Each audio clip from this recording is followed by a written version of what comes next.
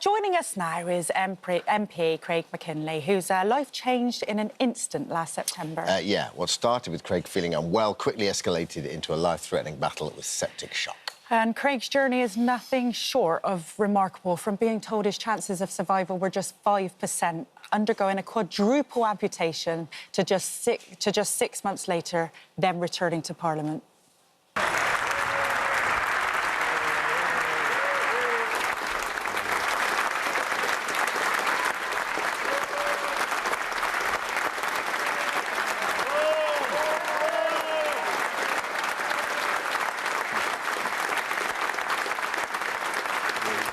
There he is, breaking all parliamentary protocols. And Craig and Coty, his wife, join us now to share their story. I mean, I remember seeing that on the news last week and it just broke me. What a moment. It almost breaks me just watching it. I mean, the feeling in the chamber was just incredible, and the entire public gallery stood and clapped and cheered as well. It was amazing. I thought it was going to be my slow return to Parliament over the next few months. Yes. But unfortunately, it's turned out to be my last hurrah. But never mind. Well, let's take us back. What was life like before all of this? I mean, I've got family down in Broadstairs, so, I know you from down there, and you've got, it's a wonderful constituency. You've got a great life. We were having a great life, yes. I loved my job. Coty is a community pharmacist. She was working from time to time. We've got a most gorgeous daughter. Yeah, one of those lives that you say, yeah, everything's good. Everything's good. Enjoying life. Just doing all those things that families enjoy. Yeah. Day to day, not realising what was around the corner. Idyllic. And in September, I mean, your life got turned upside down.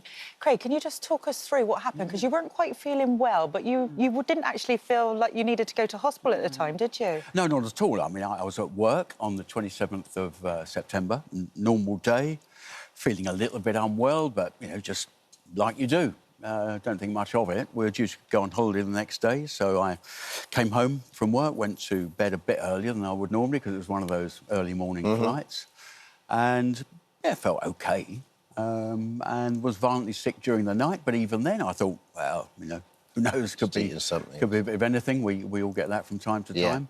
Didn't think anything more of it, and it was Coty really in the early morning. I just recognised that I was as white as a sheet. I was doing tests for blood pressure and all that. That was all fine. But was white as a sheet, and couldn't feel a pulse in my arms. Well, Coty, you say he's never unwell, so you knew something was wrong, didn't you? Exactly, yes. Craig wanting to go to bed is not something Craig usually does, even when in the past he had flu, he had just a common cold. And the night before, an evening before, he wanted to go to bed and he fell asleep, obviously, after taking the obvious what we all would do, paracetamol or ibuprofen. And I kept checking on his temperature because he should be either too low, too high, but it was just absolutely perfect. And we woke him up about 8:30 when Olivia was ready to settle in bed, just to say night-night. And by then I saw that again, he's just really not perking up here. And he just wanted to sleep, which is again not Craig. Right. And later on during the night, he was sick, but he was able to walk unaidedly. And once he was sick, he felt better. And then in the morning, when second time he vomited, I just looked at him and he just really didn't look well. And that's when I knew that it's time to call. And Coty genuinely saved your life, didn't she? Oh, without doubt. Yeah, without doubt. I mean, I was doing, I suppose, what men... We're not very good with colds, are we? But I was doing that. Oh, I'll be all right. No, I'm fine. You probably did think you'd be all right, then. Well, you would. I mean, it's just one of those things. You're often sick or eating something a bit strange or, got a bit of gastric flu or something. Nothing unusual. Certainly didn't think it would end up like this. So how did it escalate so quickly? Like, what happened? Well, I don't know. Usually you get a few days with sepsis. You get a few days where you're feeling increasingly unwell, and that's actually going to be part of my campaign, to make sure that people do recognise that this might be coming on. But for me, it was just too quick, too deep and too fast. And after going to hospital, I think I hit what you call the Goldilocks zone. If I'd gone earlier, I think they'd have said, you're not really I'm well enough to be here. Sent you home, kind of thing. Would have gone home. And if I'd gone later, well, I probably wouldn't have gone later. I think I'd have been dead. Yeah. So I hit the Goldilocks zone where I arrived at the hospital, and within, I think, about half an hour, I turned a very strange blue. I'm trying to think of it. It's like blue like your trousers, almost. Ears, everything. And they recognised this is a septic shock that I was going into, and then taken to recovery, put into sedation, coma, and then Coshy would remember the rest. I'm out for the next 16 days, kidneys packed up, liver failing, the classic going downhill, possibly towards death. Scotty, you must be making... Yeah. reconciling that in your head, like, Yes, he's not going to make this. And, it's always hard to talk about it and live through again those first 48 hours. So we got to hospital just after 9 o'clock, and by 1:30, Craig had to be intubated, so put on ventilator. And by 4:30, the kidneys packed up, then the liver the next, and then as it went on, and so he had multiple. We were told he had multiple failure, and I remember the doctor that evening emphasised it many times that hasn't come across many of these seriously ill patients, and at that time, Craig was the most seriously ill patient. Now, within a day or two, we were told that just get prepared for the worst. Sepsis is apparently 7 to 10 days. It's the rocky period. Yeah. And I remember them saying that it gets better before it gets worse, and that's exactly what was going on. By the 5th day, Craig had a good improvement on his blood test result, but then within a day, again, he dropped his blood clotting again became a mess. He had to be given platelets, so bags of platelets, and it was still, so literally Craig wasn't in a position to be transported to any other hospital at the time, because he could have been bled to death, even just the rockiness of the road or the journey. And so it was extremely hard. But once he was showing sign of, even though he was sedated for 16 days on and off, actually after 7-8 days, they started to reduce the sedation.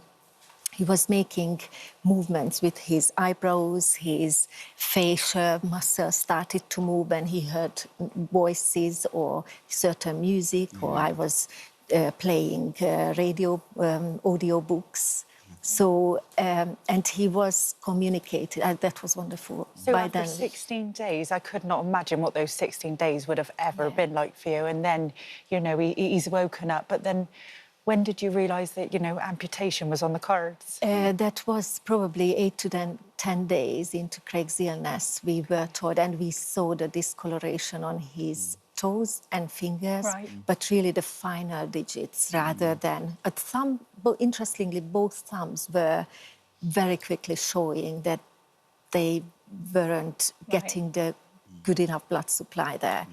And but we were very hopeful. We thought the body is fantastic. It can find other It's extraordinary, runways. isn't it? How durable the body is. Yeah. Well, it is really, But obviously, it did do a lot of good work, but not good enough to save. I mean, I don't remember anything till I woke up in St Thomas's sort of 16 days later, and I think Cotty was trying to not give me my glasses, so I couldn't see the state of my hands and feet. But when I did, I could see that they were failing badly. They were black, and I mean, the most odd plastic. It's like hitting a plastic, like a mobile phone case. It was really strange, and they started to look like Pharaoh's hands. You just dug them out of the desert. They were looking drier, desiccated, clawed, and I knew these were gone. You seem so resilient to this whole thing. There's not an ounce of self-pity. Well, I suppose do you know what kept me going at times? When I didn't know anything about the 7th of October goings-on in Gaza, and I was away with the fairies at that time. But when you did read bad stories about dreadful human suffering, it made me, fun enough, feel better. Because I thought, well, actually, I'm not so bad. I'm still alive. OK, I might lose a few bits, but I've still got a life and a family. So, funny enough, the worse the news I was reading, the better I was feeling, which was a strange place to be. You've got a totally different outlook on life now, you know, with everything you've been through. And, Craig, it is so amazing to see you so positive. I mean, you're even in the House of Parliament cracking jokes. It was just incredible to see. What's next for you? Well, that's a very big question, really. I mean, sort of jolted into making a decision last week. I was hoping that that was going to be a start back to Parliament, and we'll see where we got to in October, November, when everybody expected the election to be. Perhaps I was kidding myself that I'd have been ready for it, but at least I had a few more months to mull it over, more rehab, get used to the prosthetics. I've only had this a week. But I had to make a decision. It's only fair for my constituents, fair for my association, and I think fair on the family, really, because elections are hard work. Yeah. They really are full-on hard work. And obviously, you know, it's going to be a tougher election. Not like 2019, but... and actually being an MP is tough. People often think... How many working hours? 80? Oh, 80 hours, yeah. I mean, it's not all sitting on the terrace drinking champagne. Yeah. I don't remember when I did that last. Yeah. It is a lot of hours, and then you've got work in the constituency and everything else. A lot of time, and it's quite strange. I've seen more of my daughter over the last 4 months than I have over the last 4 years. And things like that blessings, I guess, puts things into perspective. Yeah, for sure. Yeah, we get some pretty incredible people on this sofa, but your outlook, I mean, this only happened, you got struck down in September, and your outlook on life after everything you've been through is absolutely marvellous. Well, I suppose it would be very easy to sort of disappear into a pit of despair, but you think, well, what's the point in that? Number one, I'm alive. Yeah. And number two, you mustn't dwell on what you can't do. You need to rejoice in what you can do. And every day you find you can do something different. I mean, I've got my Bionic arm on here, and I'm getting used to that one. The other one is a bit of a work in progress, so I've got my NHS arm on today. Would you believe that's what they provide you? But that's another story. But I found I could open a car door and put the seatbelt in. And you think, oh, that's a little step forward. So every day there's a few little steps forward. And, yeah, that's something to rejoice in. Then I wake up with this lovely woman and my lovely child every morning. So lovely. So that's it. It's all worthwhile. Thank you for sharing your story with us. Yeah, thank you. If you want to know more about how to spot the signs of sepsis, Dr. Zoe has made a special video. All you need to know, she can find on our Instagram page. Please look it up. It really could save a life.